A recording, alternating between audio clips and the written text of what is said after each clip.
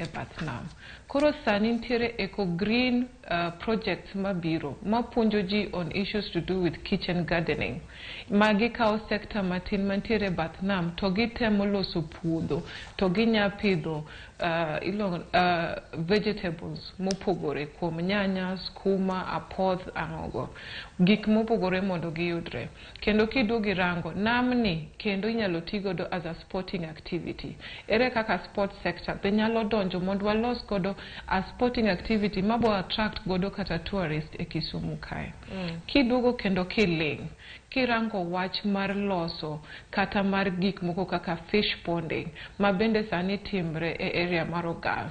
Iyudo ka koro ohala ni chako dongo kendo joluo mantiere area no kata jolupo mantiere area no osechako rwake.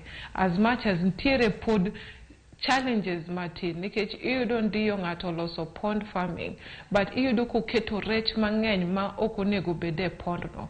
Koro pod be puonj is very much needed mondo wadog piny wabed gi jolupo mondo wang'is ni kitemo donje sector mar fish pond, kitemo donje sector mar cage fishing